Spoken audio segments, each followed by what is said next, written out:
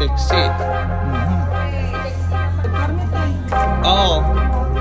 Dumating na nga yung asawa kay Lexi. Nandito nga yung kababata ko na si Lala. Napanood niya nga daw sa atin sa vlog na marami daw tayong chow chow. At meron nga rin daw siyang chow chow kaya ipapa-stud namin. Itong at barakong barako at napakaganda ng aso niya. Sobrang nalalakihan ako at nagagandahan talaga ako. Barakong barako yung chow chow niya. Nanliit talaga yung aso kong si Lexi dito. Ito nga pala yung magiging boyfriend ni Lexi para makabuo na naman sila. Sorry Lexi ko, malaki talaga yung boyfriend mo. Ito nga at kakulay pa ni Cholo. Aso talagang mas malaki ito kay Cholo. Sa ulo pa lang ay malayo na. Napakaganda ng aso ni Lala. Sulit na sulit tong alaga niya to at napakatakaw din daw talaga nito at napakalakas ng aso niya. Ito at dumating na si Kuya Tupper. Sa lahat nga ng mga aso namin na pinapa-stud siya yung tinatawag naming shooter. Si Subok at napakagaling talagang mag-shoot niyan. Ito na nga si Lexi at naglalaway na yung aso ni Lala. Ayan, isasampahan na nga namin. First timer ito, hindi pa nila alam. Ito nga tinakluban ko ng tuwalya si Lexi, baka kumagat. Pero napakabait talaga nitong aso ko ay parang wala lang. Napakabihira nga lang niyan tumahol pero pag nagalit yan si Lexi ay iba rin. Ito nga hindi na nakita yung aso ko sa sobrang liit. Napakalaki na aso at napakaganda ng alaga ni Lalang. Halos di man lang kumalahati yung aso ko sa laki ng alaga niya. Ito nga palang si Lexi ay kapatid ni Cholo. Ito nga mga chow chow namin ay galing ng Ilagan. Ninong Chris. Kakapatid nga yung aso namin, pati yung aso ni Mama. Pati yung kay Tito dati, so namatay na yung sa tito ko. Ito nga sana magbunga na rin. Gandang ganda ako sa aso ni Lala. Pati sa kulay at sa height, sa lapad niya ay talagang sulit na sulit. Para bumawi-bawi na yung laki ni Lexi pagdating sa mga anak niya.